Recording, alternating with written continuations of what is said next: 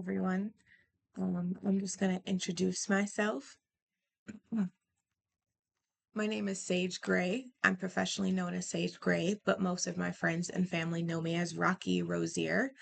And today I'm going to be walking through my portfolio, which I've recently created. And this is for the FIT Foundation's fashion styling certificate. This is the activity that we're doing, the last activity before I can request my certificate. So I'm incredibly excited. Submitted in partial fulfillment of the requirements for Yellowbrick capstone activity, fashion styling foundations. So this is the front page of my portfolio. This is what you'll see first when you enter my website name. My website name is sagegray.myportfolio.com. So as you can see, this is my business Instagram here that you'll go to, which, if I'm not wrong, is sage.gray with 2 Y's, I think. And so it says here, as a quick introduction to myself, God's daughter, a creator that belongs to Him. I create and build from the seeds in my soul, placing God at the center of everything. My goal is to build connection and community with God's gifts and to make sure you feel something when experiencing my art. You see God in my work and His light in my soul. And that's basically exactly how it sounds. This is your first introduction to me when you open my portfolio, and I wanted to make it very clear that I'm aware of my identity, that I'm rooted in God and I'm His daughter, and my heart and my soul belong to Him. I love Him with my entire mind, my entire heart, and my entire soul. And I am a creator. That's how I refer to myself. I'm a creator because I was made in His image. My Father is the living, breathing God. He has created everything. He is the creator. So I call myself that as well because I have learned over the years of my life that I truly do carry the fruits of Him. That many of the things that I see that He's done, like storytelling, He has given me those same gifts and those same seeds. Clearly not to the same capacity, but He has given me a lot of ability and wisdom and growth and focus. And I'm incredibly proud of that. And I wanted that to be something that I share, that because when God becomes the center of your life, He becomes everything. He's everything and He's in everything. You bring Him into everything. You ask Him about everything. And I've always been um very willing to put my face on things. And so I wanted to put a photo of myself because I wanted my portfolio to feel professional. I'm studying with FIT, doing the certificate. I was born and raised in New York City. So FIT is where I would have went to school if I didn't move when I was 13. And so doing this certificate with FIT has been great.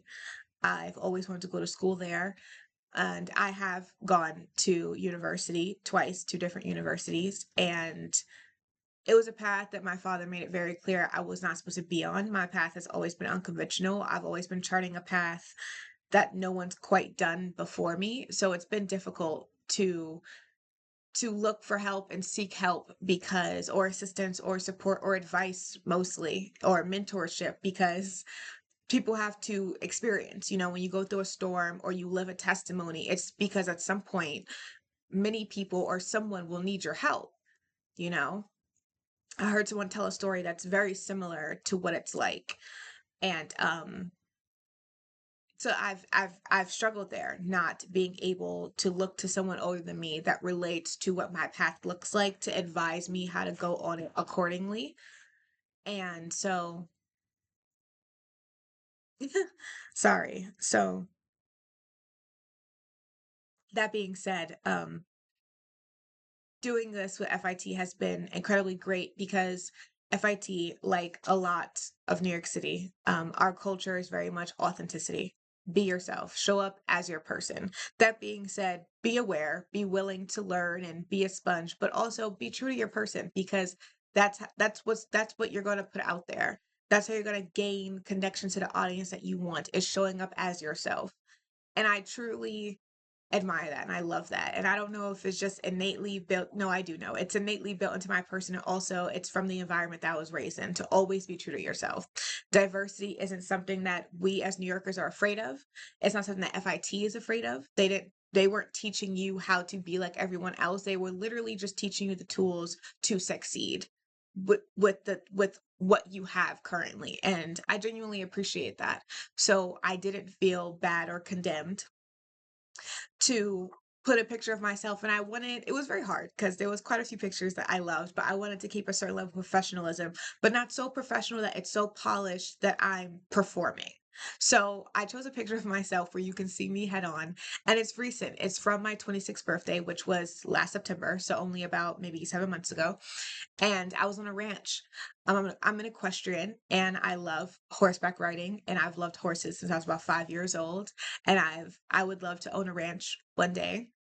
I'm currently looking at spaces where I would want one because with the current political climate,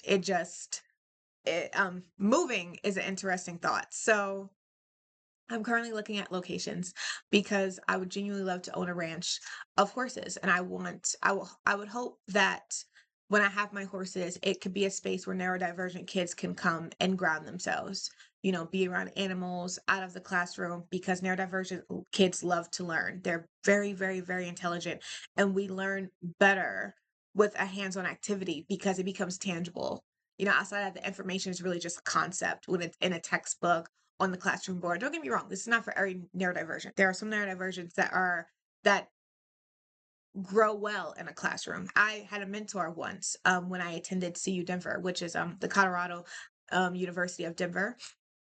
I did my photography bachelor's there with a minor in psychology. And when I was there, my mentor at the time, who was my darkroom professor, she is also neurodivergent, and her daughter's neurodivergent, and she was neurodivergent where she loved school, so she has her PhD and her master's and things like that. And I love learning, but the classroom is just too I've learned that I like structure. I call it the 3 rule structure. You get 3 rules, so pick what's most important to you. But outside of that, if we pass the 3 rules, now it's overly structured. It's overly structured, and I don't have the freedom to be my best self. But I need some structure because I'm so great and there's so much information that if I can't tunnel it, I'll just get overwhelmed with all the possibilities. So I need some structure to rein in the possibilities. But if it's overly structured, I won't have the freedom to excel and dream and think and let my brain work the way that it works. So I did a research assignment for psychology when I was in psychology, and it was ultimately about I think they pulled about maybe 7 neurodivergent kids onto a ranch to help them get in touch with animals and help them realize that they're not dumb. They're very smart. They can remember things. They can maintain information because it just felt important. What you're being taught when it comes to animals directly affects the animal. So you see the buyout immediately. You see the effect immediately. So it's real. It's not a concept. So I thought this would be a good picture that was bringing you into my person, because I am asking you to trust me when it comes to fashion styling. When it comes to being a creator, I create in many different mediums. I write and I create stories. And when I say create stories, think of it like films, TV shows, books. There's a person, there's a story, what they look like, what they act like, what they talk like, their surrounding environment, their friends, their families, enemies, even. Think of Hogwarts. That world is incredibly detailed, right? Everything about it, the castle, what it looks like, the history of the castle. That's what I mean by stories. I build stories. And so that, as well as photography and other mediums of creativity, when it comes to visual art, and so which is anything that you can look at. So digital art I've done for a little bit, but it's not my favorite. I prefer something that I can touch. And I do love photography, but I've learned that my favorite photography is film photography. I do prefer analog to digital because you learn the roots of photography. You learn the roots of the camera and exposure and pictures. Learning history of photography the way that I did, it gave me this understanding. And to do anything well, you need understanding. Understanding is the root of wisdom. So I appreciate being able to build understanding and understand something deeply, because once you understand it, you can do anything with it. Now you can break the rules. Now you can function outside of it. You can't do that if you don't understand. You have to understand. Even if you're just understanding why the rules are there, you have to understand. So analog is my preference. So I chose this picture of myself because as a visual artist, specifically when it comes to styling, whether it's wardrobe styling, fashion styling, or personal styling, or display cases, really any format, costume design, anything of that nature. Runways, I would love, love, love, love, love, love just once to host a Met Gala. I would love that. I would love that to host a Met Gala. And I've always wanted to style Beyonce just one time, because she's someone that I've seen since I was maybe about 6 years old.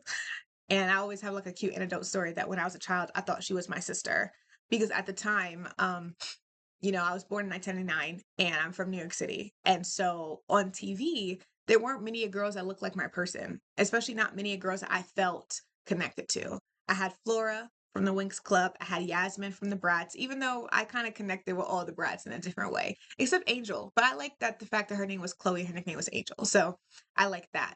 But and then there was Raven Simone, everything. But she wanted to be a fashion designer. And I knew since I was 3 that I wanted to be a fashion stylist. People are always surprised at that. They're like, wow, that's so early. I'm like, yeah, I've been dressing myself since I was 3. I've been dressing family and friends and styling them. But since I didn't grow up in a creative home, I didn't document it. I'd never heard of a portfolio until I was applying to FIT, the high school, when I was 13, which I did get in, by the way. I was very proud of that because in my mind, I said to myself, if I get admitted, that means that I truly do have what it takes to do this, because not growing up in a creative home, and I grew up in a home of accounting and numbers and cooking, so very different thought process. There was no one to solidify what I thought, you know, what I dreamed to be. It's just when you grow up with other creatives, they know what to say. They know what to say. They know what to say. And it's not just, like my first critique, I was 20, 21 years old, maybe my first critique. I was doing a certificate through Coursera for photography. And it was just, that was the first time I ever did a critique. So it was my first time ever having anyone look at my work and give me pros and cons effectively. So I did get into FIT, the high school, but we moved that summer. So I did not get to attend, which I was unfortunately very sad about. But nevertheless, so when it comes to styling, I've always known I want to be a fashion stylist. And when I saw Beyonce, I mean the top of Beyonce. I mean the first album and single she ever released, I was there. Back in New York City, we had the music channel, which was channel 188, okay? And I watched it religiously. I watched it religiously. I'd be on YouTube watching the dancers. I loved dancing and I loved singing so much. I know dancers by name and by face. So it's so great seeing them pop into movies or TV shows or just continuing to dance as adults because I'm like, I've seen you since I was like 7, right? So seeing Beyonce, I thought, because I was a child, I had no concept of time or age. So when I saw Beyonce, I thought she was my sister because we were the same complexion and we look alike. So I went to my mom and was like, is Beyonce my sister? Now, this is funny because at the time, my mom would be like 32. So there's absolutely no way that this could be her child. But I didn't know that. In my mind, I thought my mom was like 24. My entire life, I thought she was 24, which is funny because it's like as years went on, I aged. She didn't. She's just 24. And my mom was like, no, no. And I was like, okay. And I would ask her again later, like, are you sure? And I was like, because look, we're the same color. And so I'm like, we must be related because we're the same color, which is really cute because I was like 7. And my mom was like, no, I'm 100% sure. I remember her saying it just like that. I'm 100% sure. And I realize now why she was saying it like that. But it became a family thing that my mom, my grandmother was my second mom. She raised me as well. And I always called her mom. This is actually a keepsake urn that I have her in. So I always have her with me. There's a dove and a branch on it. So, um, which that scene in The Chosen where the dove is the last thing that he sees. Yeah. So my grandmother, it became a thing amongst the family that they refer to her as my sister. They'd be like, we saw your sister today, and they would talk about Beyonce. At a certain age, I was like, who are you talking about? And they were like, Beyonce. I was like, oh, because I had grew past it and knew that that wasn't, the case. But nevertheless, so I would love to style her once. I do genuinely believe I'll meet her one day. I can feel it. I've gotten really close. The first university I ever attended was FITM, and one of the advisors there knew a young woman that was styling Beyonce at the time, and so I know that I'll meet her one day. And I think this would be a great story to tell her, like, hey, for a good 10 years of my life, you were my sister. I really do think that she'll get a kick out of that. But I love the way that she thinks. She's an amazing creative, to be honest. When I look at creatives that truly create from their heart, they push the boundaries. Her and James Cameron, just I love that. I love that. So let's click my work and go into my work. And the first thing you see here is fashion styling foundations. And on my fashion styling foundations, I have my visual statement right underneath it. So you'll hover over and you'll see my vision statement, which is creating joyous and fulfilled lives that you feel honored and blessed to live every day, one story at a time. That is my vision statement. That is what I want to do ultimately. That is how I see styling. It's a personal connection, which is why I wanted my portfolio to reflect me in some capacity, in some way, feel true to my person, because I am asking for your trust. It is a build between both of us, right? And you're ultimately we're expanding your comfort zone, but you're looking, you have to trust me, and to trust me I have to be vulnerable. You have to know me just how I have to know you, because we're going to get into it, babe. Any insecurities, we're going to get those out of there. We're going to build confidence. You're going to be the person you've imagined your mind always being, because that's who you're supposed to be.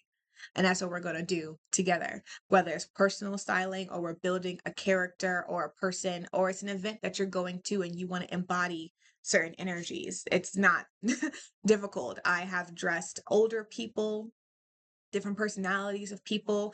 I work out that muscle in any way that I can, building looks from scratch, giving myself personality styles to work from, or doing friends or family. I have a little brother. I've dressed him since he was 5, so I'm familiar with male clothes. I've never dressed adult men outside of on Sims. That's when I kind of work out that muscle, because you have an activity like everyday formal party and different styles that are just different based. I do it based on their personality. So certain attire they wouldn't wear because that's just not their personality. And I've done babies and children and toddlers and older people. And my mom is a tomboy, so when she has to go somewhere nice or go into the office, okay, like you want bold, but you want comfortable, but sophisticated at the same time. I got you. It may sound like how everything exists. And there has been definitely multiple times where I've been like, I know the piece that I'm thinking of, it just doesn't exist yet in the tangible, which is why I'm sure one day I'll get into fashion design. So, yes. So, FIT Foundations. The first assignment that we had was storytelling with style. You have that here. And we had to dream up our ideal client and basically create the situation where we would dress them in our ideal way. So, what would be the background? I went with Sterling K. Brown because I find him very sophisticated. I love how he carries himself and how he functions. And I saw him and I just immediately saw this role. The movie doesn't exist, but I dressed him ultimately for the movie premiere when he's on the red carpet. And the accessories were going to be white gold. I love a white gold. Oh, my necklace is actually white gold. Love white gold. And no rings, no bracelets, because it didn't go with the character. It didn't go with the character. Simplicity, not flashy, right? Cufflinks, pocket watch. Because for me, when a man has to wear a suit, this is what I'm seeing. I'm seeing the vest. I'm seeing the vest with the blazer and the jacket and the tie, okay? And you need a pocket watch. I'm not into the whole one shirt, just a suit and tie. I wanted the clip of the tie. I love I don't know if it's still called a brooch for a man, but the button, the suits had to be well tailored. These are cufflinks right here that you see, and this is the pocket watch. That's the top pocket watch thing that I was thinking of. I know there's some gold ones, but I didn't want gold. I definitely wanted more old fashioned, like thinking like old English country, like in Europe. That's definitely what I was thinking. Well tailored suits made from wool suiting, cotton muslin. I think that's how you say it. I've seen it a lot. I know what it's made from, but I've never actually heard the word out loud. Visually communicate control. So I always think of Peaky Blinders. It was not a show that I watched, but Peaky Blinders, what I think of.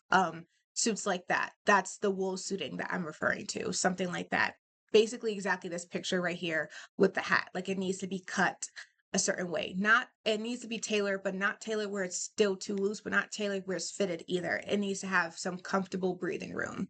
And I was thinking 70s mafia businessman style, that type of control. right? Because to be successful in that time frame, you needed control. You needed control over everything, and it oozed out of you. And Sterling K. Brown has that look. He has the face and the physique needed to pull off that character. I wanted a hat and a handkerchief in the suit jacket pocket. 100% because he's a gentleman at the end of the day, because all the great gangsters from that time frame were gentlemen in some capacity. It wasn't, they didn't harm women and they didn't harm children. It was business, and they did have a certain moral code that they stuck to because everyone needs structure. So the suit fits to form but loose enough for comfort. Not made like modern suits, recognizable as a businessman, but unsure of what business. So that's what I wanted. I wanted you to see him and know for a fact that he was a businessman, because he was too well presented and too polished to not be in business, but you couldn't tell what business. You were unsure what business. Like, you had guesses, but you weren't sure. That's what I wanted. And I chose this as a picture, but not this fabric, but this silhouette and this style. I like the style. I like the cut of it, how it fits. I do like those suits that kind of, they're not corsets, but they curve like a corset would on a man. I do like that, because I was picturing him having different suits at different times, because I was seeing him walk through certain suits. Like, I saw a whole movie in my head, and I was like, this is the character, and this is what he would wear to the movie premiere, because this is his character in the movie. So a three-piece, well-groomed, deep colors, clean cut. Clean cut, no like little stragglies or anything like that. Wool can sometimes have little pieces. None of that. None of that. Three pieces, right? I want the suit shirt, the vest, and the jacket on top. That is what I'm talking about. Three pieces. Three pieces. And the character, just general energy. So this would be Sterling K. Brown's energy. I was like, that's not right. Sterling K. Brown's energy when he's on the movie premiere. Calm, confident, dangerous, because his mind is respect and order. His hands don't get dirty. He has men for that. That is the embodiment. I can see the facial expression in my head. I can see how he moved. And so that was my ideal client that I built for this. And I kept the background, that energy, like a black chair sitting there with his legs crossed, smoke just in the air. It's a dark filled room, cold brick stones, and just like one spotlight coming down over. I built it in Canva. So it was very easy to do, because Canva has basically everything you need to create as much as you want to. And so let's go back to our FIT foundations. And I believe the second one after that was elements of personal styling. And so I built my personal styling presentation. This is it right here, personal styling presentation. And I love a presentation. I love pulling together a presentation. I love I love having it be pretty, but not too distracting, where you can still read everything, but also I don't like the plain white dead thing. Like, let's have some emotion here. So the client was Rocky Rosier. I live in this town where I don't know too many people. And I don't have any friends here. Because God hasn't called me to stay here, so I haven't built many connections. But I thank Him for the time that He's put me here, because this was definitely a time period where a lot was grown, a lot was shed, obedience was learned, discipline, consistency, all the important things. And I'm incredibly grateful for that, and I appreciate Him deeply. So thank you, Father, for this time, nevertheless. So I kind of use myself as a client, because Sage Gray and Rocky Rosier are different in some capacity. So I had to look at me like a client. So I had to go to my personal Instagram, look through my Instagram, look through those pictures, look at it through the lens of a stylist rather than it being my person. Kind of when you use a camera, you have to learn to look at things with a camera's eye, because you'll learn through film that the camera's eye and your eye is different. You'll pick up colors and shadows differently. So client is Rocky Rosier. Research client, my research was that my client is into gold pieces. She prefers black, pinks, reds, and forest green. Her clothes look comfortable and fitted, but chic. She wears different patterns and different fabrics. She loves a statement piece that's bold, unique, and easily paired. Lifestyle. She is physically active. She has social commitments, leadership roles, and she is a creative. She's from NYC and carries that attitude and style. She's a unique person who is multifaceted and has day-to-day looks, or her day-to-day looks are different, but they are rooted in the same foundation. She's a godly woman who's incredibly artistic and non-conforming. So that was the research that I found on my client when I just did an overlook of all her personal social medias, because I have a couple. Style, personality, artistic/creative, innovative and idealistic, not influenced by trends. I never have been. Clothing reflects personality and mindset, so the boldness of the patterns and pieces may shift with the day. That is true. Pieces bought from various sources, a couple favorite labels and brands. I look for pieces. I'm not attached to the brand or the place. I just, I know what I'm going for, what concept I want, what I'm looking for. So when someone asks me where I shop consistently, that's really hard to answer because there's definitely no consistent places. But building the last few looks that I built, especially for FIT and then doing it on my own just to keep that muscle going, I did find some new brands that I'm like, oh yeah, definitely a fan of.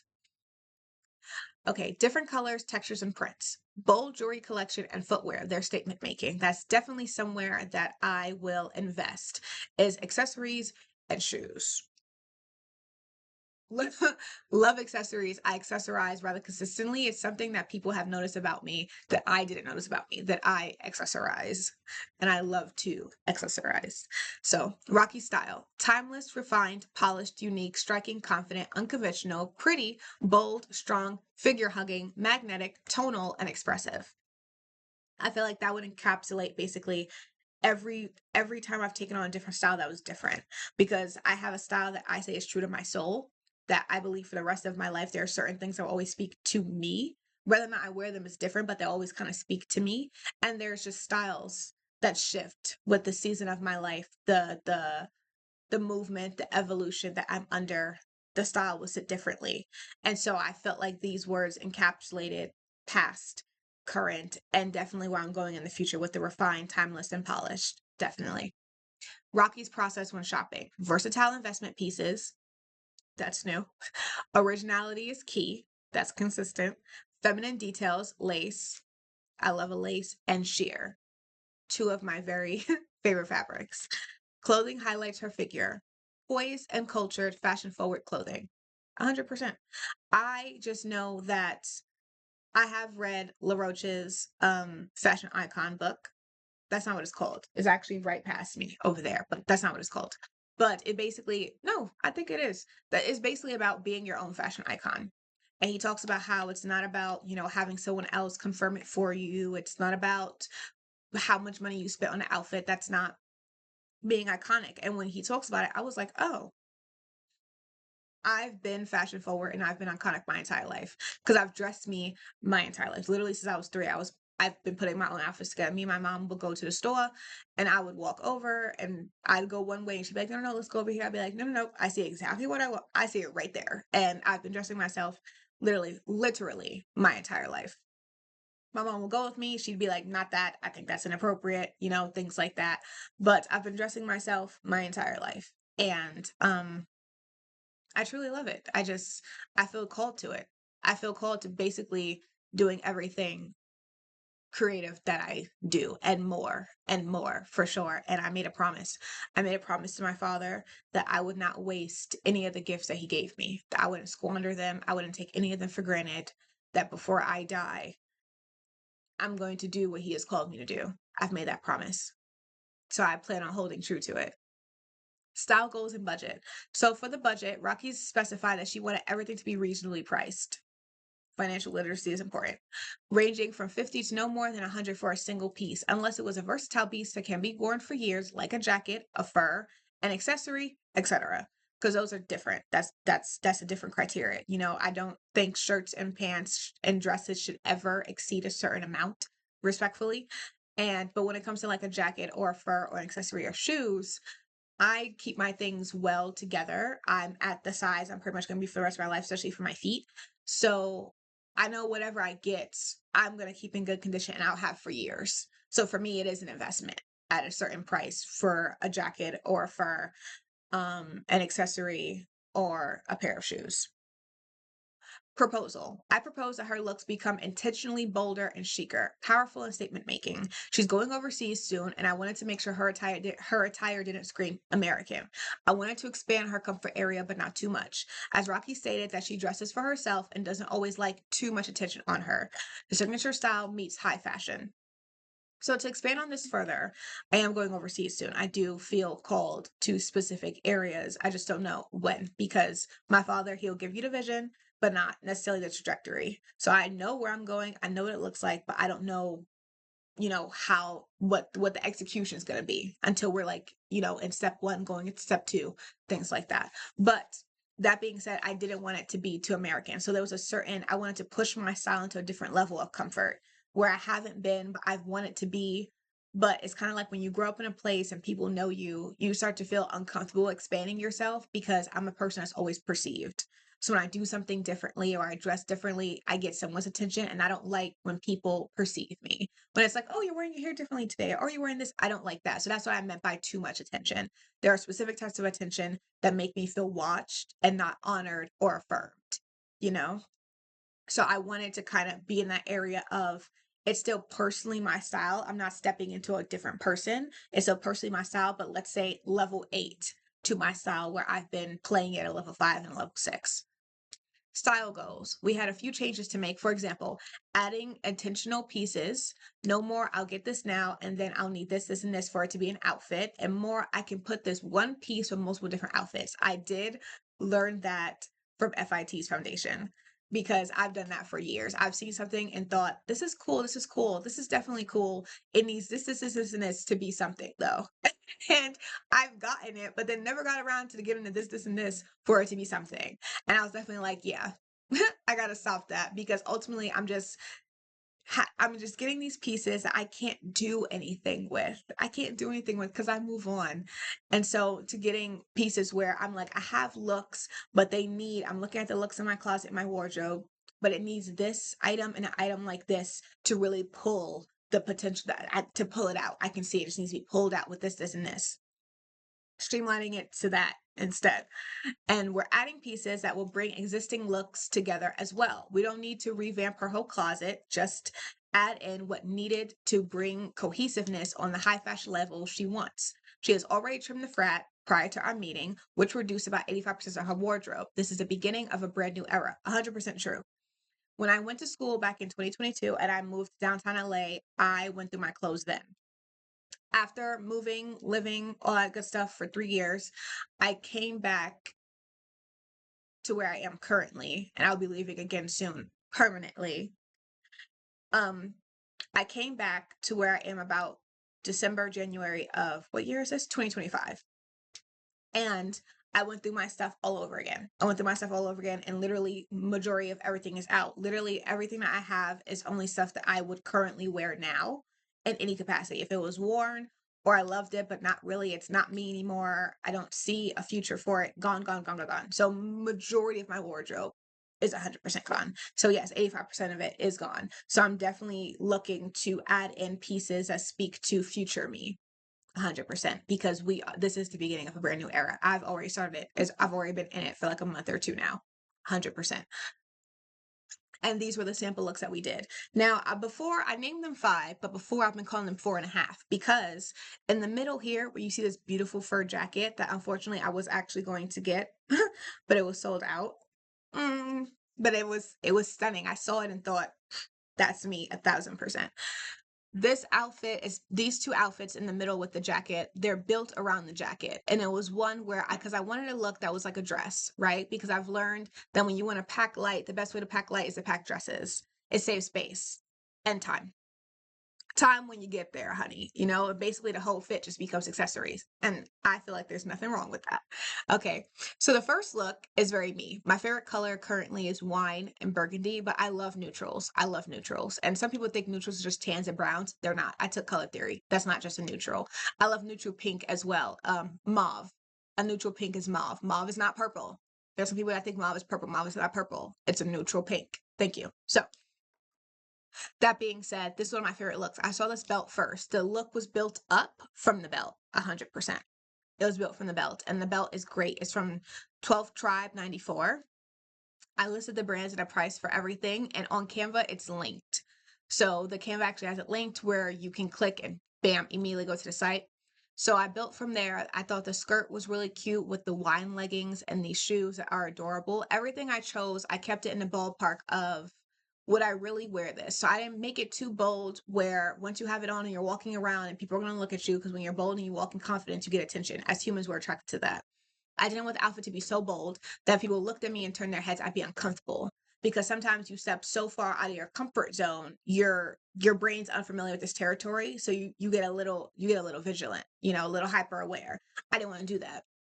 I would stay in my lane of comfort, but expand past myself enough that I could still walk in confidence because I was still rooted in who I am.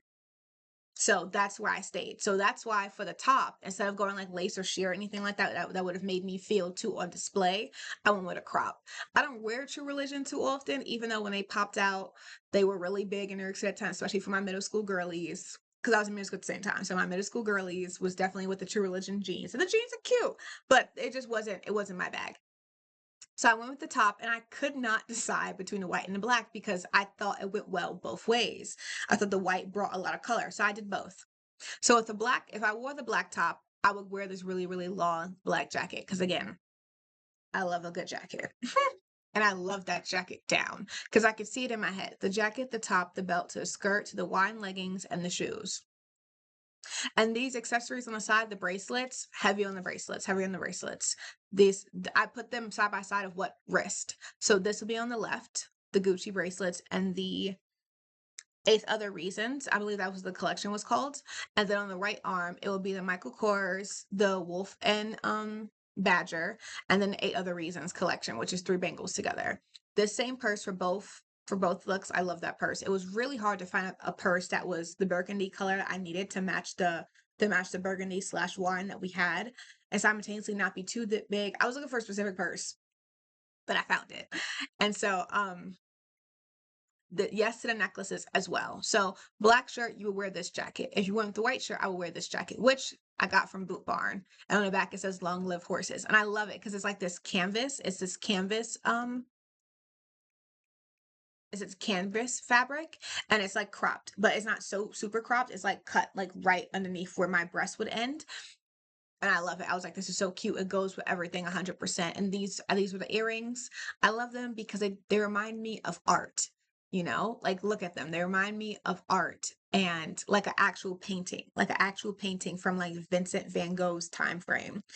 And I love it. It reminds me of like sculptures and I love it. So those earrings with these 3 necklaces, you can never go wrong with a Cuban, but I wanted something thick that set up in my collarbones, right? And I wanted to make sure that it came over the crop tops. So I took reference of where the crop top started and ended like up here at the neckline to make sure that the choker that I chose came down like right on top of it. Because sometimes you get a choker that comes up high and it kind of meets the beginning of your top. So it doesn't land over your top. It kind of tucks into the top. I don't like that. I wanted it on top. So that was important. And then I chose these 2 necklaces. One is like a amber, which comes just like a little bit longer. I'm really into chains, so I'm really good at telling. I know where 13, 14, 15, 16, 17, 18, and 22 inches end on my neck when it comes to necklaces, because of when I was like really into necklaces. It was like a constant gift that my mom was getting me, and I was really accessorizing hard to get my necklaces. And so I work better when you were like, how long is a necklace? Oh, it ends here. Give me the inches. I need the inches. So and this one as well. I thought this would be great because it reminded me this necklace here, the one that looks like this one was meant to be a reminder of the rodeo when cowboys wear that. I forget what it's called, but it's like a called a bow tie or something like that tie, and it sits like right underneath here. Like the principal in Wizard of Waverly Place, he wore one all the time. All the time. That's what I was going for because the jacket was horse related. So I was like, I want something like that that goes with the 2 things, but I wanted it to be like gold and fit the rest of the outfit. So that's the first look. Love it. I would feel no way wearing this overseas because again, I feel authentic in my person while also expanding my comfort zone, where this is not something I currently wear right now, but it's 100% within my style bucket and expands past my comfort enough for me to still feel confident in it. And so for the 2 looks, which I say 2.5 because it's the same jacket, but I realized the actual outfit, like the clothes pieces change. So this look was built around the jacket 100%. And this dress comes with sleeves, which is why I cropped it that way. So you could see the sleeves and see it without sleeves at the same time. So that way you can see that it is, in fact, a spaghetti strap dress, but it comes with the sleeves. I love this dress. I love this dress. It's really cute, comes down really nicely. This necklace is really hard to read the words that I put in there, but I kept them. Each heart meant something meant something different in terms of Jesus Christ Nazareth. So that necklace is there. Then I went gold hoops, but I'm very specific about my hoops. I am a New Yorker. I'm really specific about my gold hoops. Okay. So, and then I got this necklace, which is a mustard seed. It's a mustard seed. And the necklaces are meant to be worn together. They're meant to be layered. And a Swarovski necklace as well. And then this necklace that was from gold. I loved it. I loved it a lot. And so the necklaces are different. The ones on the right, I'm sorry, take back what I said. The ones on the right side, these necklaces are paired with this outfit. I wanted an outfit that was a black top because I love black tops like this. I wanted a black top that unzipped, had a functional zipper, but only one way, right? Because when it's a zipper that can be styled, but it's actually meant to be functional at the same time, in my mind, I'm thinking mishaps, and I want to avoid wardrobe malfunctions. So I wanted a zipper that only works one way. Like if it zipped this way, it's not going to zip the other way. So this one zips up, and the jeans, which are incredibly cute, they're mid high. I have a short torso, so I can't. If I go high waisted, the shirt has to be incredibly cropped. It's not. I mean, my torso's not that short, but still, I don't like when the shirt overlaps with the pants. If that was not what you were going for, I want everything to be in its respectful space. So this top does overlap these pants intentionally, and the zip up is to give you a look of the pants while also having just like a little bit of skin so you can see where the shirt ends and the pants begin. That's important. So, and then I added the belt because as an equestrian, I like having a little horsey Western girly thrown in there. You know what I'm saying? Because it's my personality. So I like little pieces of me in everything. You know, in FIT, we learned about being a fashion stylist and ultimately a lot of fashion stylists in the industry that are celebrity stylists. So they style celebrities. That's exactly what it sounds like for red carpets, movie premieres, events, things like that. They have a signature, right? And I was told by one mentor, let's call them, that having a signature is good. That's important. And another young man who is he's into menswear, he was like, but you don't want to be so in your niche, you know, so into a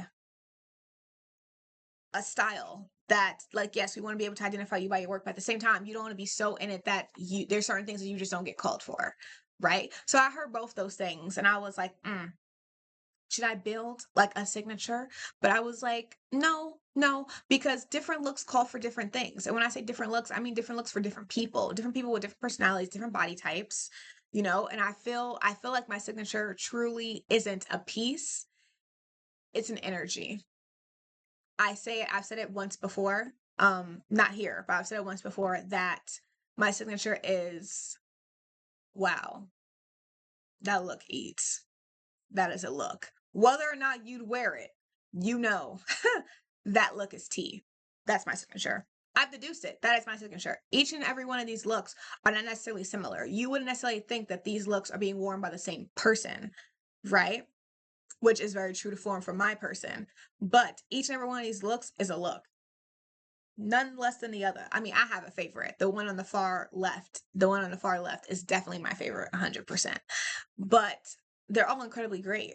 They're good. There's no question about it. And I feel that every look I put on, from an athletic look to I'm just running to the store look, every single look, even my airport look, every single last one of them are good.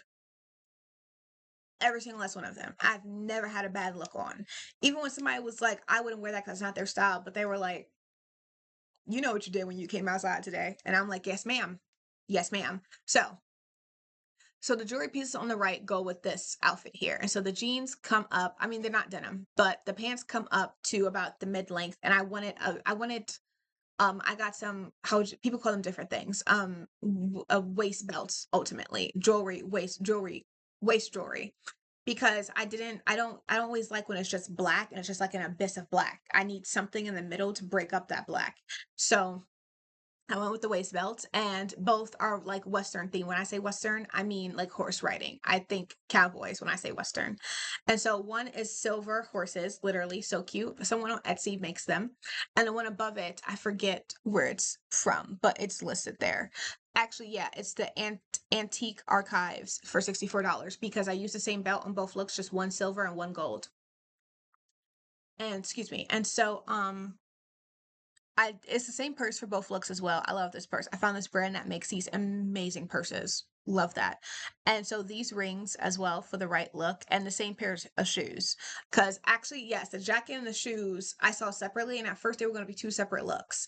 Then, as I saw them over time, I thought to myself, no, I pictured myself in it, which was important to styling. It's seeing it on the person's actual body to actually really, because sometimes I can get into a look and be like, this is great. This goes, but then it's like, hold on, this goes great with this, but this person wouldn't wear this.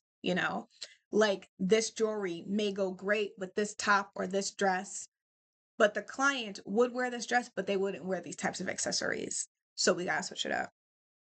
So when I saw myself in this jacket, because I was really trying to think of like what would the look be under this jacket, I saw the shoes as well on the same outfit. So we had to build the look, and they are silver studded with a Western belt buckle, which is really how I kept building from the Western thought in this sense. So on the left here, I wanted some turquoise pieces, and I only get turquoise pieces from Native American brands. Only Native American businesses. I don't buy from anyone else. Turquoise is 100% a Native American thing. Okay, and they use real turquoise, so I support them. So I'm very intentional about that. And I'm also another intentional. I have vetted every single, because FIT taught me how to vet. So I vetted the businesses, which is why it takes some days, a couple of weeks usually, to build a look, because I can find the pieces like that. But I'm not going to put a look together, then put it online for people to shop. And I chose businesses that are either A, fast fashion, B, uncreditable, okay, C, have bad customer service. Like I found real brands that you will receive the items that they look, but they have terrible customer service. And the thing is, any mishap can happen. And if if if we can't contact you or call you and speak to you to get it worked out, and it's going to be an issue, or it's just an email and it's back and forth emails, no, you are not someone that I would recommend to any of my clients, potential clients, followers, community. Not at all. Not at all. So from the best of my knowledge, everyone that I vetted, everyone is a legitimate business. They have great customer service. No one had any complaints, like the once in a couple, because it's unavoidable, but everyone here exists. And so that was the dress, and you could wear it with the sleeves or without the sleeves. Completely up to you, which is why I put it the way that I did, so you could see that. I did the rings as well, so I thought this look was cute. I thought it was cute. I thought it was Western and also city at the same time, and chic and fun and playful and definitely bold for sure. I feel like the jacket and the shoes captured the boldness, and everything else just needed to stay within that same parameter. I don't like having a bold top and a bold pant and a bold jacket. Like we don't gotta challenge the bold, you know what I mean? Like we just gotta keep it cute. On the next look, in my head, I just kept seeing this white blouse dress because I was seeing this professional look, and I was seeing myself, walk around New York City, coming like from a meeting, just like, like light meetings, not like the heavy meetings. They're like, just like light meetings. Like, I gotta talk to this person about this person, like a light meeting. You could stop for a coffee, light meeting day. Like they're just light meetings. I've had days like that. So I was like, this is the look that I saw. Finding a fur that was the fur that I needed, that I was seeing, was very difficult because I wanted this fur shawl. I wanted a fur shawl, and I needed it a certain type of baby blue, and I wanted it fluffed in a certain way. Furs are very different. They can be very different. And I typically aim to only do faux furs. I was young when the whole splashing on furs thing happened, but I remember, and it stayed with me. So I only wear faux furs, but I like high quality faux. It gotta be high quality because I like it to look good. I like it to look good. So this outfit was much more simpler. It's still great, but it was simple. It was very simple. I didn't want too many accessories. I didn't want too much going on. So I did pick out a nail set for this look, because in my head I saw it when I was traipsing down my arm for the look and looking at the accessories. I was like, nails, 100%. And I was like, I wanted something that was kind of blue denim, but also French tip. Because I was taught and raised, and I do still believe that as an adult, that the classiest manicure is a French tip. It will never go out of style, period. You want to get your nails done, but you don't know what to do. You're like, well, I'm going here, but the colors, I don't know if they're going to like the design, if that's going to be French tip. You can't go wrong with French tip. I've never seen anybody look bad in a French tip. So they are longer, just a little bit. And instead of it being a white French tip, it's kind of a blue French tip to kind of match the denim. Yes. So these were the nails, just as a couple simple gold nails, a couple simple gold rings. You wouldn't believe how long it took to find the rings that I was seeing in my head or something similar even. And I liked these earrings because the dress, since the color, which was a picture that I found and I couldn't find the site that I saw it, can't shop from there, but I couldn't find anything similar. So in my mind, this was something that I was going to have to get made 100%. And I was like, that is fine. That is fine. So since, as you can see, the collar comes up to your neck, I thought to myself, I want earrings that are a certain type of hoop, certain type of loop, but I didn't want a gold hoop, but I wanted something that hooped. So I got I found these amber earrings that hoop a loop, and the color coordination, that amber, that beautiful brown that amber has, that beautiful brown and yellow looks great with white. I love it. So I didn't want to get too, because I've seen a few white blouse dresses done over the years in my time, and I didn't want to be too much in that predictability ballpark. Hence the blue shawl and the shoes. I love Azalea Wang. Baby. A couple of pieces here are from her. These shoes, I love these denim stilettos because I did want to pick shoes that fit the outfit, but I did want to pick shoes that I would actually wear. I'm not crazy about stilettos because I do love a shoe that's cute but also walkable. Because there's just no telling, baby. I'm from New York. Sometimes I'll just hit the pavement and just start walking. So I believe they are closed-toed. Actually, no, they're open. They're just a little open, like a couple of toes, a couple of toes.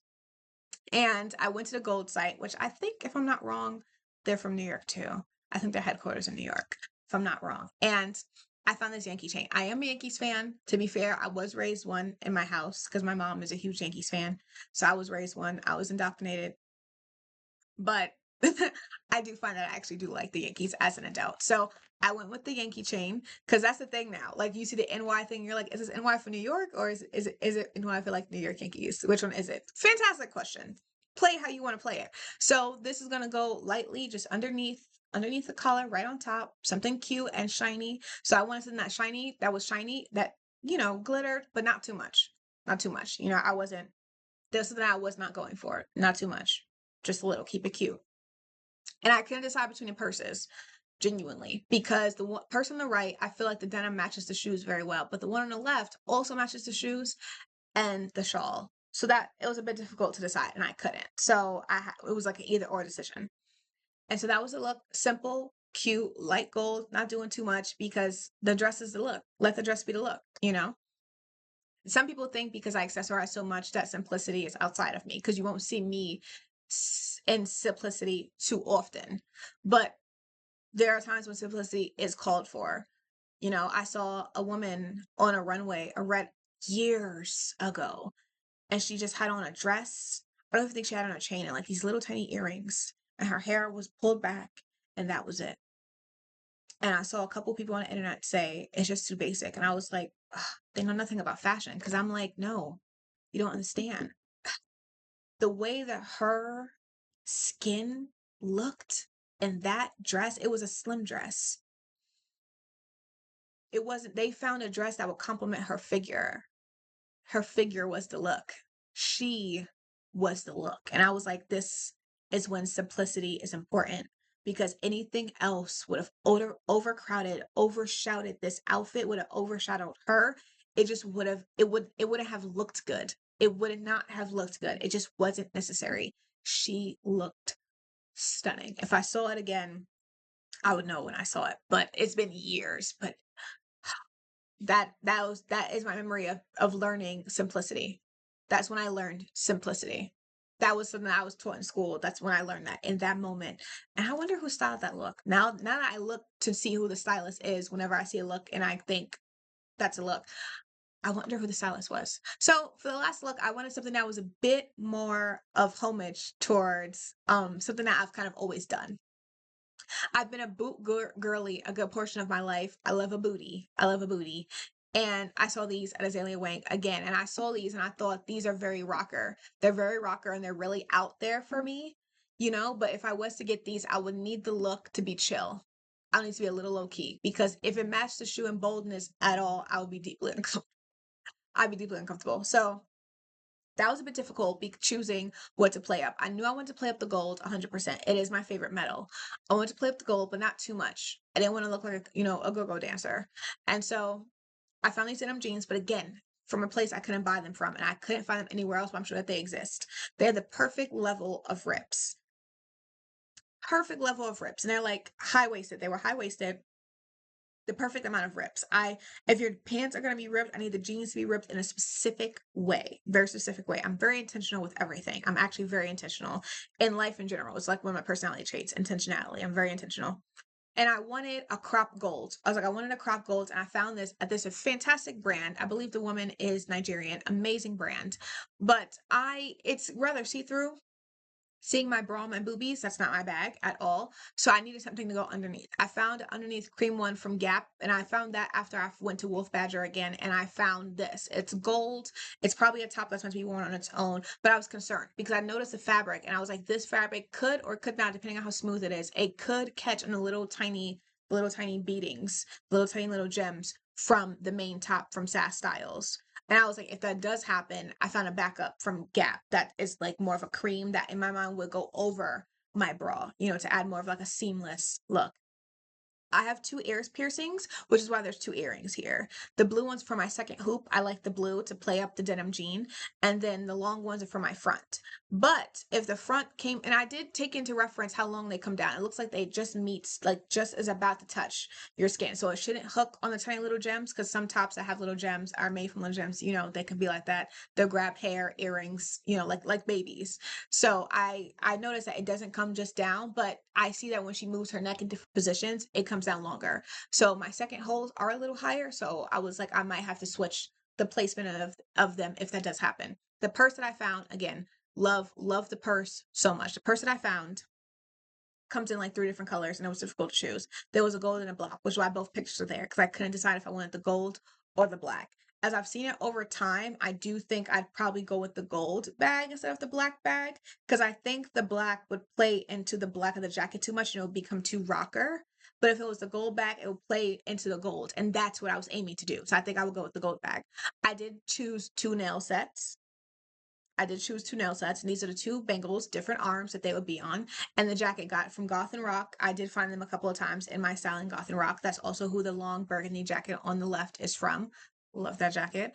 And this was like a leather jacket. I had saw it earlier, actually. I pulled it to the side because I was like, if I can, I would love to do something with this jacket. So again, this outfit was built around the Azalea Wing shoes, for sure. The third outfit was built around the dress. The second outfit was built around the fur and the shoes. And the first outfit was built around that belt. I found the belt, and then I found the Gucci bracelet that Gucci is not a brand that I shop with at all. It's not a brand that I really see eye to eye with, but that cufflink was stunning. Stunning. So these were the 5 sample looks that I did. And that here is the personal styling presentation. That was, I believe, our second assignment. You can just click back and it'll take you back to where you came from, which was this page, but I don't like to do it that way. So for our styling career path, we basically had to sit and talk and decide what our vision statement would be, what our mission statement would be, and what type of styling we want to do. And then we had to create a cover letter. And if you wanted to, for extra credit, send it out. I did, in fact, send out mine. And so I went into my niche styling, right? And I did this newspaper thing. I loved it. I did this newspaper thing. It was in Canva. It was great. And it was the actual date that I used. Wow, it was 9/11 that day. Wild. I did the actual date that it was that day. So my vision statement, which is what I use a part of in my description on my front page. My vision statement is the creating joyous and fulfilled lives that you will feel honored to live every day, one moment at a time. My mission statement, which took a little bit of time to think of, but I'm glad that I did it. A home that, because a vision statement would only be a couple of sentences. That was the difficult part. Cutting it down. Cutting it down is always the hard part for me. Mission statement. A home that nurtures young stylists to give them resources, mentors, and a place to build their entrepreneurship, alongside mature fashion stylists, creative directors, writers, photographers, and cosmetologists. Building connections between people and a community with the gifts God has blessed me with. That is my mission statement. I have been thinking about this for years.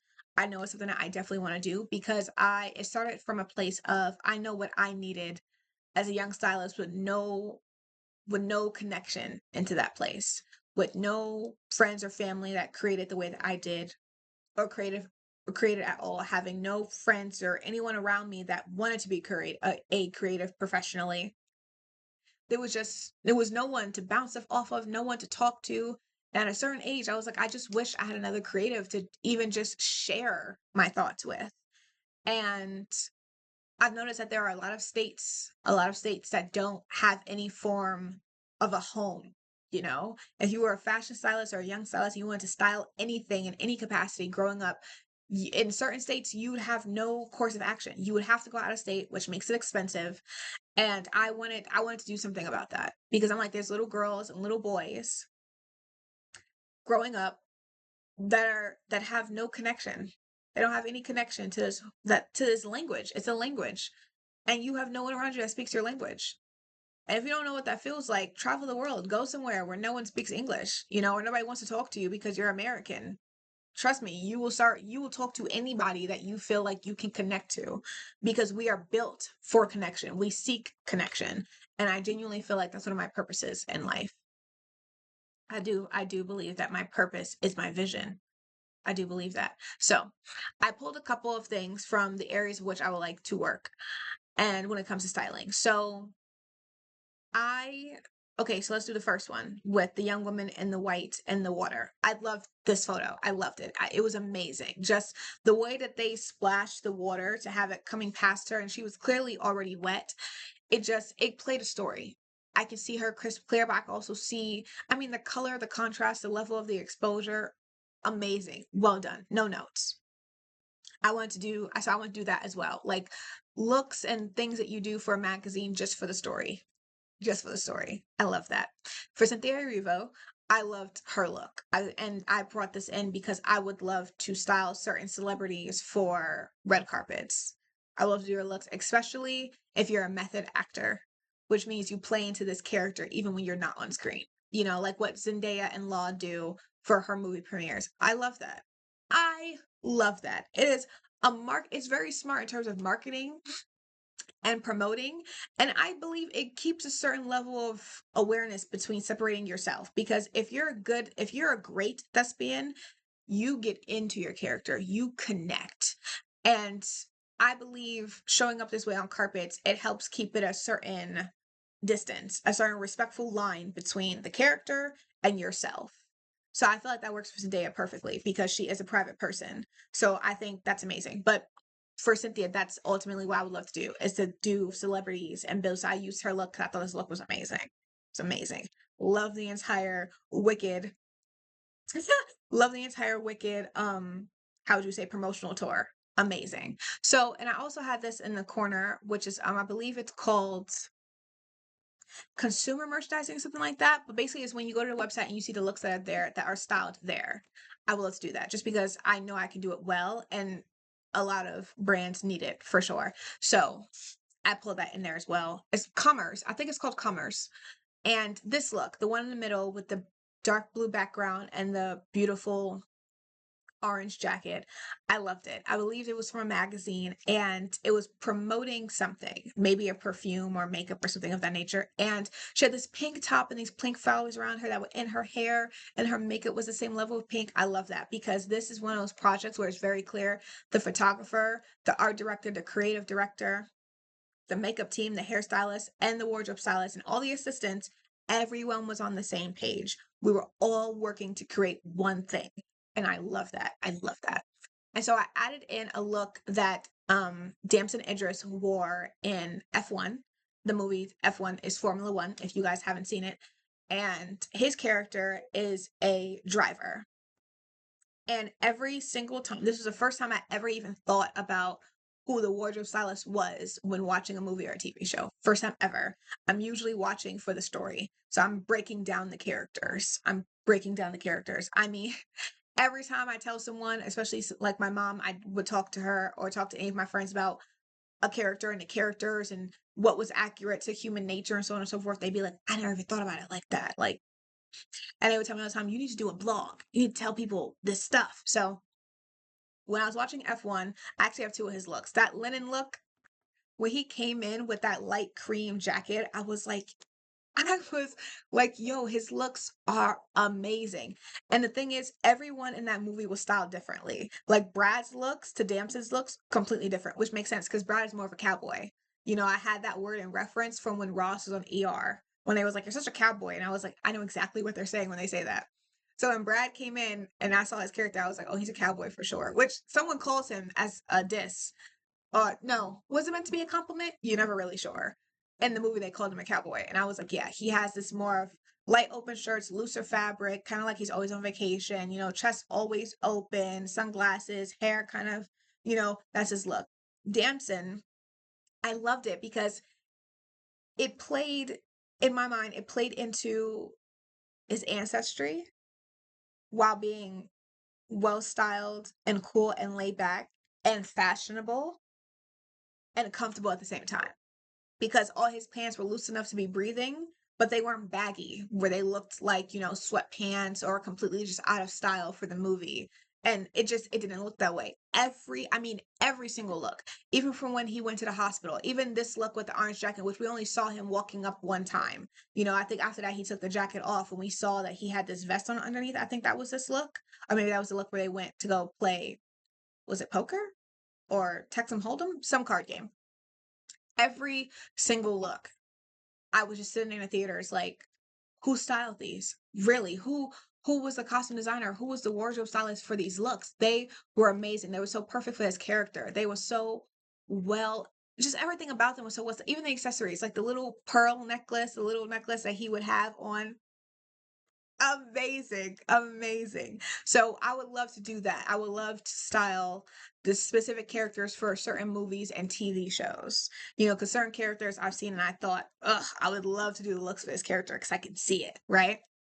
And then I have all the way on the bottom modeling looks, fashion shows. I love a fashion show. I got to work with Color Fashion in Denver. I was an intern for their 2024 fashion show.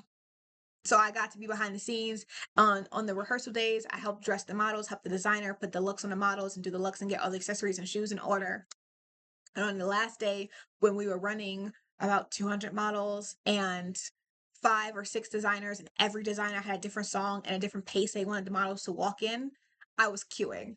And if you're unfamiliar, queuing is basically the person that tells, it's on the walkie-talkie. I was really high up. It was really hot up there, really high up over the walkie-talkie. At a certain time, I'm like, okay, next model, next model. Like, so I'm running the fashion show, telling the models when to walk out and things of that nature. Because in turn, I have to keep in mind what the pace is, what we're going for, and so on and so forth, while also paying attention to the photographer get the shot. Can you hear me over the walkie talkies? And we had 2 models coming out. We had 2 models coming out on 2 different walkways from different ends. So for certain directors, for certain designers. So I would say the walkie talkie to one person, and sometimes you'd have to cue 2 different people to tell the models to walk out because the models can't see from where they were of this location.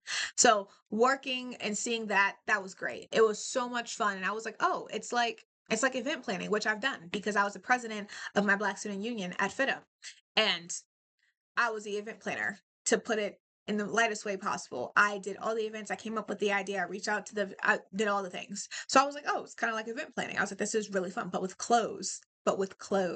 And I just love clothes. I really do. I love clothes. I love fashion. Ugh, especially when you meet a designer that loves what they do and they love it into an art form.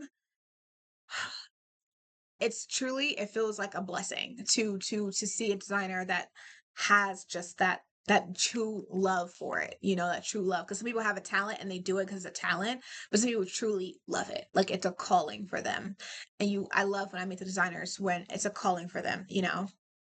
And so I use these looks specifically because I was a huge fan. I've done a couple of projects for a fashion show, especially when I was at FITM, and I've always loved it. I love it. I love the whole thing of it. It is definitely stressful. It's definitely stressful, like the day of, because there's so many things, there's so many people and so many things going on. And the fashion show that we did at the last second, the models had to come out. The designer was like, wait, I'm going to switch some of the looks around. So they were late coming out a few minutes, and I was just, baby, I was running through my shirt. And so On the far left was a Vogue magazine. And I love that. I love that magazines do this because sometimes it depends. Sometimes it's a look for a specific reason. Other times it's just a look for a look. And I love that. I love that you go out of your way to go on location and pull the pieces and get the models, and you do the test shoots beforehand just because you're like, just because it feels right. I like that. So magazine was on my list as well. And so here, the type of styling I have here, and we had to input the cover letter that we sent. I sent mine to Shiana Turney. I believe that's how you say her name. And she's a fashion stylist she's a couple of things actually, but in terms of her styling, she styled Beyonce, I believe, for the Formation tour. She styled a couple of Solange's music videos as well, like Don't Touch My Hair. And she did Beyonce's Formation music video. She did Cranes in the Sky for Solange, which I thought was beautiful. And I love the version that Kamari, he's a singer, that he sung of Cranes in the Sky. He has a beautiful voice. So I loved her work because sometimes I'll see work and I can feel the compatibility. I can feel it. And I'm just like, I don't know how to put it into words. I feel like we would have a great connection, that I feel like we would help each other evolve. Like I can feel that I would challenge you because my brain is different, and I can feel that you would teach me because your brain is different. I can feel that, because the Holy Spirit functions within my soul. So I have very good discernment, and I kind of always have, and I've learned to hone it better into different areas. So my discernment is strong. So I did send her the cover letter, and I did make the cover letter. And I was super nervous doing it, but I was like, just relax, because I've learned that what's for you is for you. And when God calls you to it, all you have to do is just step into it. Excuse me, one moment. So sorry.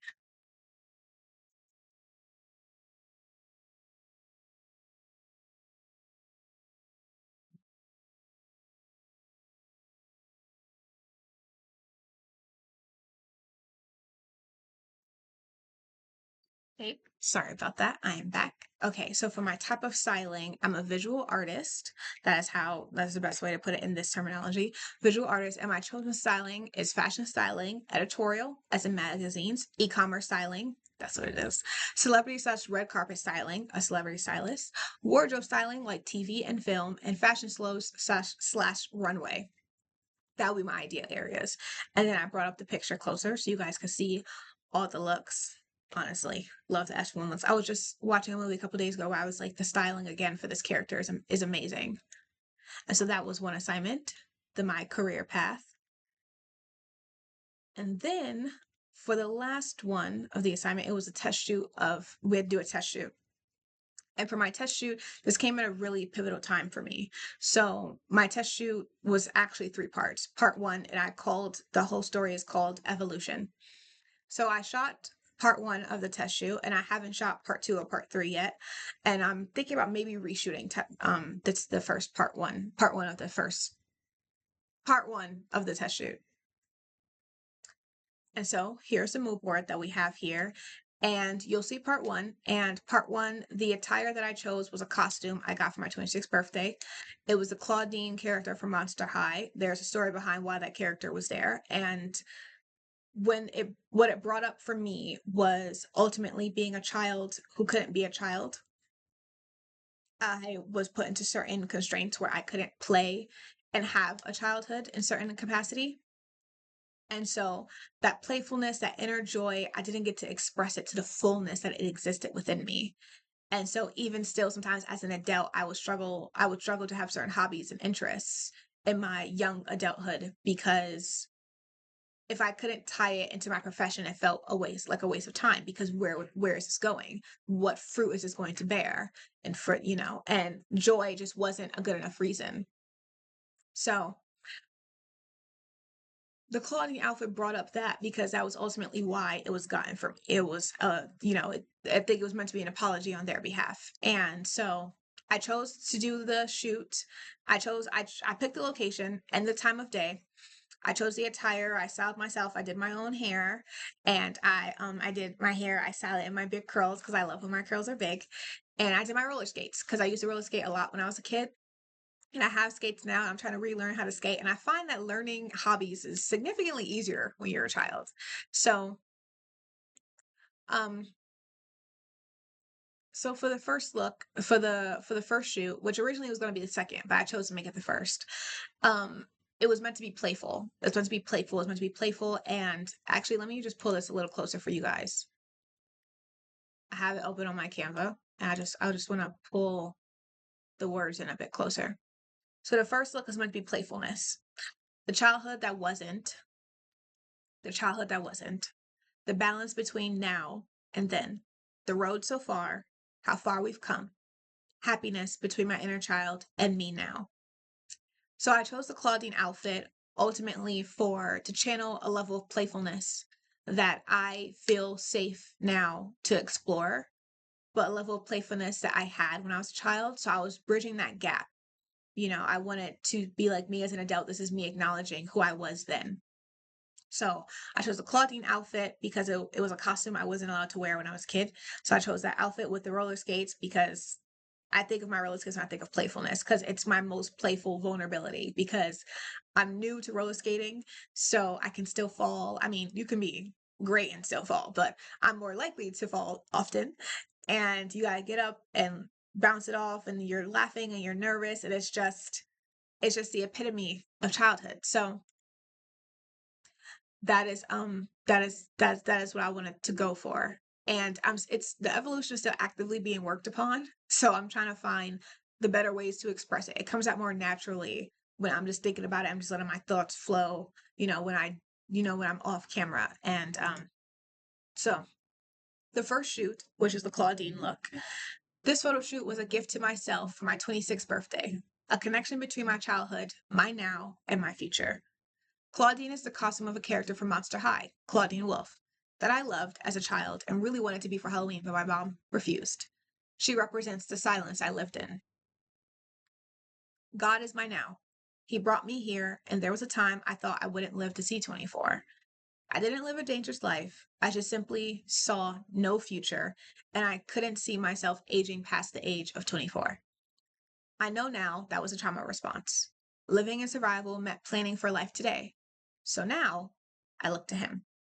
I keep my eyes on him because he's my father. He saved my life. He loved me first, and he helped me understand what love is. My future is bright, and Hogwarts is a part of it. My father gifted me a vision, and I saw the story, my story, for the first time. Hogwarts, Harry, they're a meeting of my three selves, learning that I've always loved me, even when she didn't. How to follow my father's lead and seeing what true love is and having the wisdom to walk in my purpose. They all meet in this room. So the then is the Claudine look, and the now would be the last look, which is the I call it the God's daughter shoot because yes, it's the concept is the crown daughter of the living God. That is sometimes I'm so surprised how well I word things, but I'm like, this was months ago. I said that so well. And I've taken a photo like that before, which is actually what that middle is. That's a photo that I took for a assignment that I had when I was at CU Denver, like in 2024, late 2024, the fall semester of 2024. And for the future I refer to, that is the Hogwarts shoot. So the Hogwarts shoot is the last look. The Hogwarts shoot is everything coming together. My future with me, God, my playfulness, realizing that I am loved and I've always been loved by my father. And he's taught me what love actually is, what true love is, and that I've always loved me. And so these are a couple of shots from the test shoot. I walked away with about 498. So these were the absolute favorites, the best of them for sure.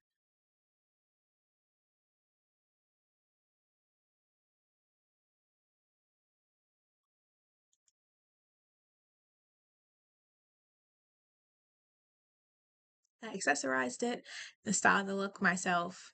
I couldn't take the photos myself because of, how they had to be captured. I would have had to go get a tripod and I was a little bit on like a time thingy. I like when I see things, I like to actively get them done. It helps keep everything flowing. I don't like getting backed up. So I had to get someone else, but I found the location myself. I picked the time of day. I styled myself. I did my own wardrobe thingy. I figured out my transportation there. I looked at the photos afterwards. I picked out the photos that worked best. I edited them. I styled my hair. The photographer, in my words and in her words, was literally just there to press the button. That was the best way to break it down. Because usually in the tattoo studio, the photographer would do the location and editing and so on and so forth. This one is one of my favorite. The far right, that's one of my favorite ones, actually. I just love this. I do.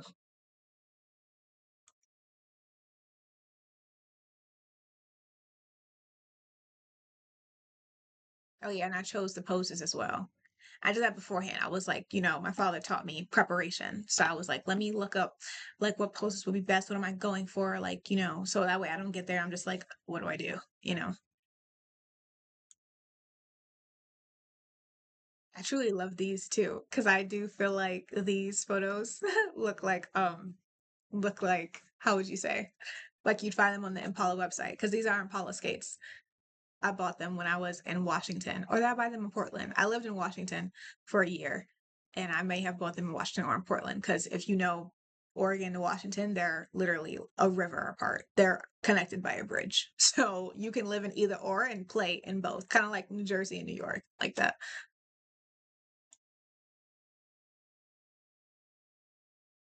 Oh, I love my hair. It's so pretty. Child, holding up that skate was heavy. Skates are heavy.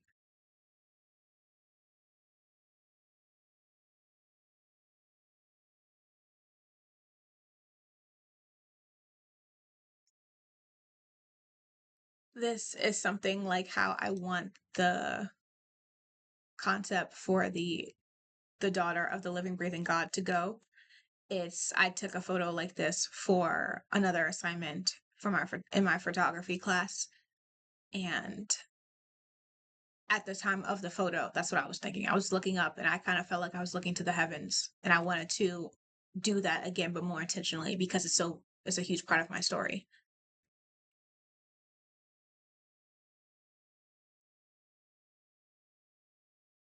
And I have the sources here. Gotta list your sources. So that's all for the FIT styling foundations. And then we have my photography. And I have landscape photography, nature photography, portraits, candids, food, product, and then my favorites. I'll go to my favorites so you could just see a few of the ones that I love the most. When it comes to photography in my mind, I do say this as well on my personal and my professional Instagram that it's it's like a gift from of my eye to yours. That's how I see it. It's like you get to see the world through my lens because when I originally started shooting or taking pictures, I was a very young child. When I started doing it intentionally, I had a certain thought that will always be in my head is that when I see things beautiful, I want to capture it so I can share it with other people so they can see the beauty that I saw. That was my intention when it came to photography, which is why I chose photography because I was like, I see something beautiful that moves me or I love or I like, it makes me feel emotions. So I feel connected to my humanity and I want to capture those things so I can share it with other people and hopefully have them feel what I felt because that's ultimately the goal, right? And connection is to get you in tune with your body, is to feel something. So I hope when anyone's ever experiencing my art, whether it's a story, a character I created, a photo that I took, a painting that I painted, a story that I wrote, or all of those things together, whether it's a movie or a screenplay or a musical, I love musicals, or a fashion look, I want you to feel something, a tingle in your fingers, a skip in your heart, your breath stopped, your eyes widened.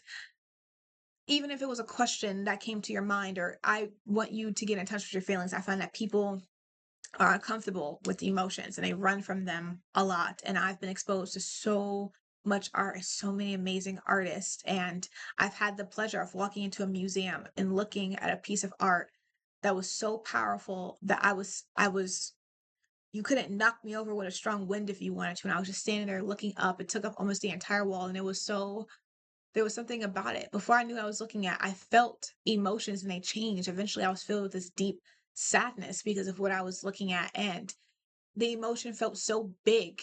It felt so big that it felt like it was almost bigger than me. And I was just like, I don't feel like I can breathe. I feel like I need to go catch my breath. But at the same time, I physically couldn't move because I was in so much awe of what I was looking at. That is what I'm talking about.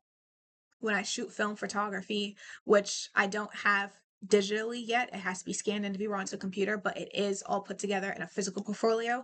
I'm from New York, as I've mentioned a couple of times now, but I say that to say that I do prefer physical portfolios. I love the idea of a physical portfolio. So I do have a physical film for portfolio, and in all my critiques, which there were quite a few in the when I took darkroom photography, my classmates, which I love the experience that I had there when it came to photographies, when it came to film photography specifically. But the students in my class, most of them they were always so engaged. They were always so engaged and so present, and they got me, you know. And at some point, a student said, Rocky's work is always contrasty because, you know, she likes you to feel something. And I had never said that in class before. And she got it. And that's what I'm talking about. That she's like, I feel something. I always feel something when I look at your work. Even when I'm not sure what it is, I'm feeling something. That is what I'm going for. And so these are just my favorites. Especially this one with the roses. I just love it. The contrast is perfect. I love this. This is actually a bottle of perfume. You can find it at Fidham's Perfumes if it's still there. Fidham's been since bought out by ASU. So they're actually ASU Fidham. So I don't know if their collections at this physical store are the same or not. This is actually the small part of the Barbie gown that they did when Fidham and Mattel did a collection mini a few years back.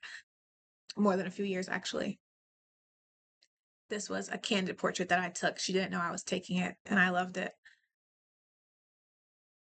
And this is like one of the photos that I loved when I was like just looking up taking a self-portrait for a school assignment. You had to take a portrait or a self-portrait.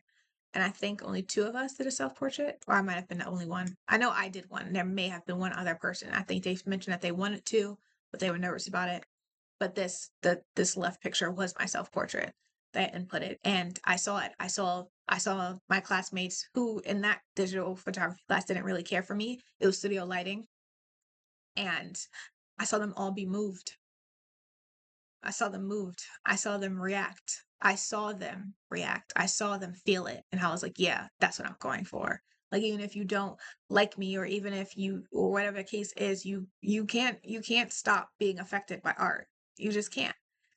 And this one is also one of my favorites. I love it. I do. I put my pads on upside down. But these are my favorites for sure. And here's a couple of my landscape shots. I do love landscape photography. I really do. There's nothing better than going out to nature and seeing a vastness in front of you. And just a lot of these were up in Washington, by the way. A lot of stuff up in Washington is stunning. Stunning. Highly recommend. On the conservative side, when it comes to people, it's not very diverse. And a lot of the people up there are married with families, you know, so they're not, um, yeah. So not exactly my demographic, but in terms of the scenery, the actual state, amazing. This is my nature photography. Love these. Which wild. These are two of my favorite photos, and I took these with my phone. I took these with my phone for my first ever digital photography certificate, which I did through Coursera with a school in Michigan, MSU. The Green Rams. I believe they're Green Rams, something of that nature. Green something, go green, them. It was that professor. He's amazing. He was actually also from New York, which was really cool. So he told me all about the stuff, you know, having a camouflage, like camera bags. That way, you know, people who don't know it's camera bags, they might steal your camera. I remember that vividly. And these were like two of my favorite photos. And the thing is, I was a little moth, and I'm not crazy about moths. These two I took with my actual digital camera. Was it my camera? No, it was my phone. I think it was my phone. I'm pretty sure it was my phone. And it was up in Washington. The lighting was different. It was a cloudy day, so the lighting is more dispersed, diffuse, excuse me. It's more, well, actually, no, you could use it both ways. This is one of my favorites. Actually, this is one of my favorites here. The right one that looks like I'm in a cave. It wasn't a cave. It was like we were hiking up this really large rock, which is this rock. It's called Beacon Rock in Washington. we were hiking up the rock, and at some point when you're going around it and around it, there's a little tiny wall, and underneath that wall is like this. So I ducked down, and I used to be really afraid of heights. And when I did this hike, I was terrified of heights, and so I was like, I was walking like really hard and forward the whole time. Yeah, and this is one of the first photos I ever took. And the one on the left is blueberries I took at a farm out in Nevada.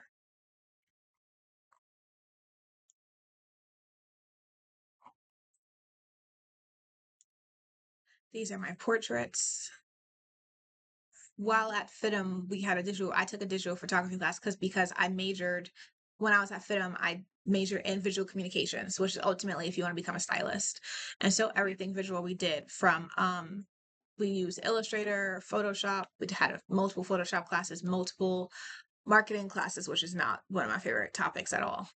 Marketing classes, trend setting forecasts, digital photography, perspective sketching, which is one of my favorites for interior design.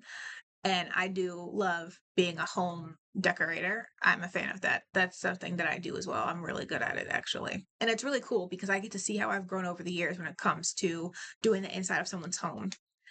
And event planning. I love event planning as well. Love event planning. I plan an event anytime that I can, usually for family and things like that, because with stores closing, it's a bit more difficult to do it with like party city and all that stuff. So, but we had an assignment. We had to like go out and shoot our classmates just like out and about and things of that nature in studio and outside those 2 different days. And this is one of my classmates. Sometimes you'll get a subject that's not camera shy, which I find that my best photos is when someone's comfortable in front of the camera, for sure, because we can now feed off each other. When they're not comfortable in front of the camera, I can still get some really good photos because I know how to bring that out of them. But it's cool when you get to start there. It's cool when you start there, for sure. This photo over here was Fraser. He was an accounting major, but he also was into photography. But his dad was an accountant who was also into photography. But his dad was like, you need to pick something that you'll make money from. So he was in accounting. And Fraser is great at accounting, but he does not like accounting at all. He prefers photography. But he was like, I don't feel confident. I'll make a living in photography. And so this is an assignment that we had to do at CU Denver.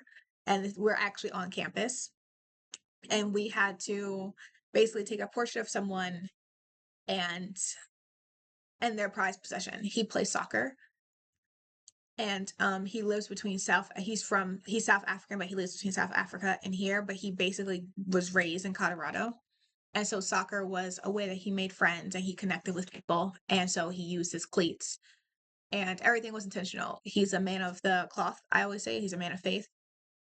So he follows God. And so we did it on campus, and there was a church behind us, and I wanted the cross right over his head. I shot it a bit too early. It was about 11, or actually we were supposed to do it at 11. He was late. It was about 1 p.m. But it's Colorado. Colorado was very sunny. We needed about the 3 p.m., 4 p.m. really lighting that I wanted to go for, because I wanted half his face lit and half his face dark. I learned 2 weeks afterwards in class that that's called side lighting.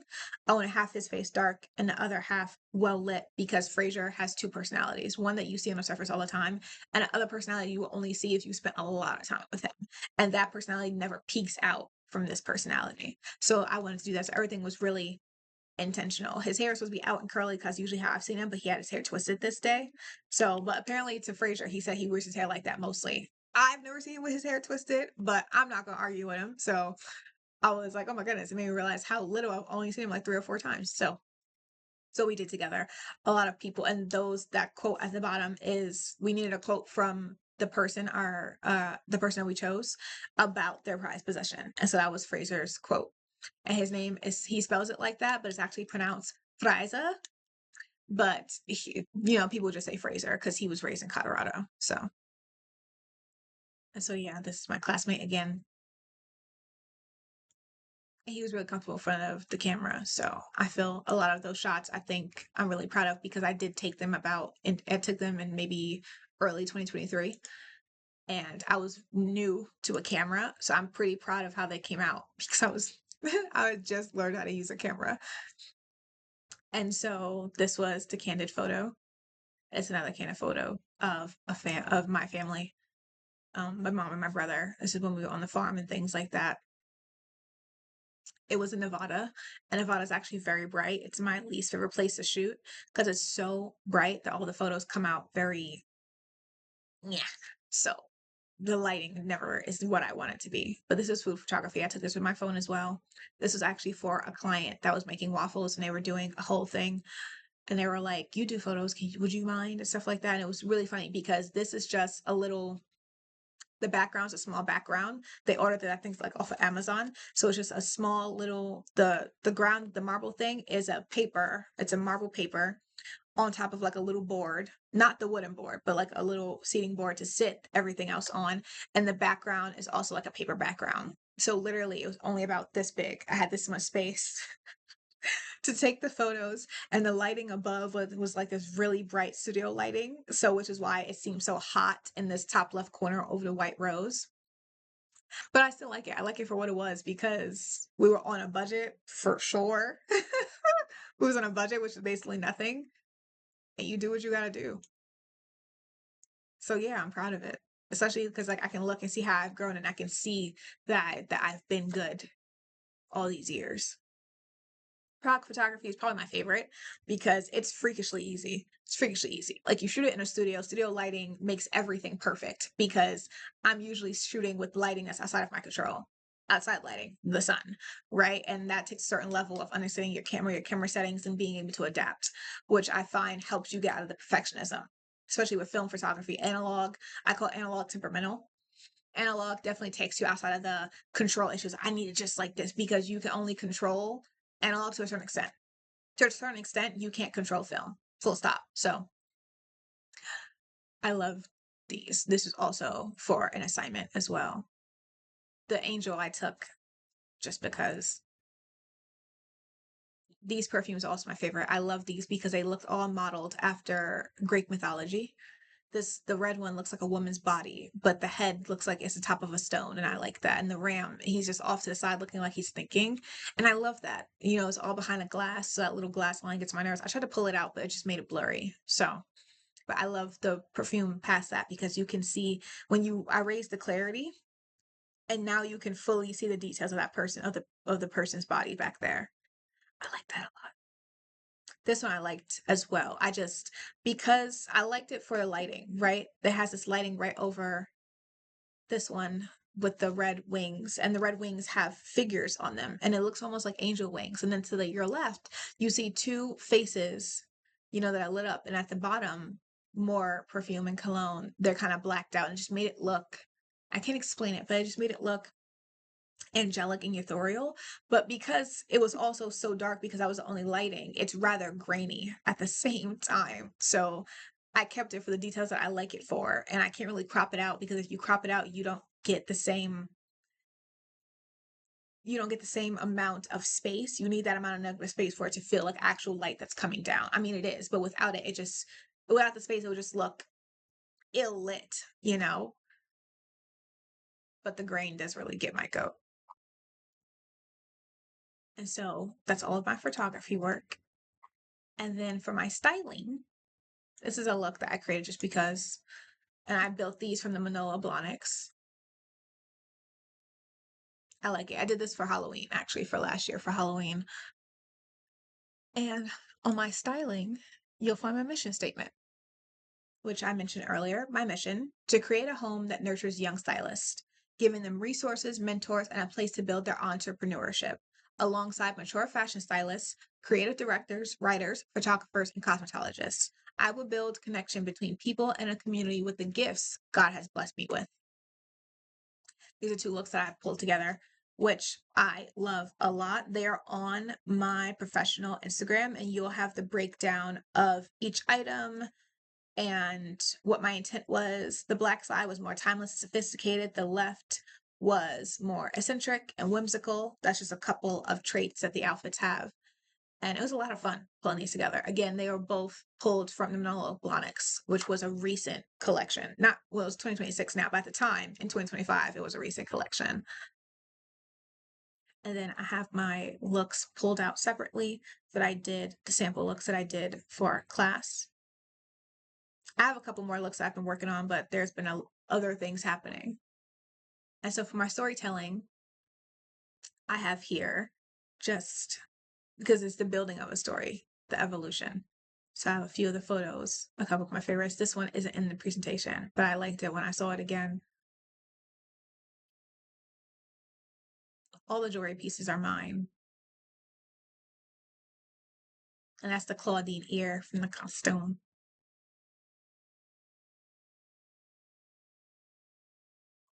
I love it. And so this is my portfolio as of right now. I made it like a week ago and I've been trying to get to it for a little bit, but God's timing is perfect. It was finished and done at the perfect time it was meant to be. My mission statement and my visual state and my vision statement is on my contact page. And you can contact me through my contact page with your name, your email address, and your message. Or you can email me directly at rrosier, Rosier spelled Rozier, rrosier1999 at gmail.com. Or on my main homepage, you will find my professional Instagram, which you can DM me. I wouldn't recommend it, but you can if you do come across me on Instagram, or you go to my portfolio and just contact me like that because it is linked in my bio. And so thank you for spending this time with me, and thank you for being here and walking through this assignment with me. I greatly appreciate it. Thank you for hearing me out, and I hope that we get to work together in the future. Thank you, FIT Foundations, for this certificate. Thank you for everything that you've taught me, which has been a lot. Thank you for whom you have exposed me to. I love being a New Yorker, and I loved meeting all of your minds and taking the information from you. And thank you for all the encouragement, because you consistently encouraged me throughout the entire certificate, and I appreciate that deeply. It means a lot to me. Thank you for affirming me and just reconfirming what God has already cemented in me, that who I am is who I was called to be, and I'm necessary in the way that God has crafted me. God knows everything. He is so perfect and so intentional in his timing. He's so intentional in every single thing that he does. And I know that I'm going where I am called to be. And I was called to do what I do and how I do it. And that may look different than how others expect it, but that's okay, because I've learned that I am meant to be the unexpected. I am meant to be the change. I am the difference. And that's okay. I've learned to be okay with being different, because that's on purpose. You are different when you're called. You're supposed to be. So thank you. And thank you for being here. For any future clients or potential clients or other creatives that want to reach out and work together, or just, be friends or start building the community. Hi, how are you? Sage Gray again, but you can call me Rocky. And if it's personal, if it's personal in terms of community, feel free to reach out to me on my professional Instagram. And so, yeah, thank you for being with me and trusting me and putting, a part of you in my hands. Thank you. And I'll see you later. Goodbye. You'll probably see this on YouTube on my page with my streams, because I stream gaming. So have a great day. Have a blessed day.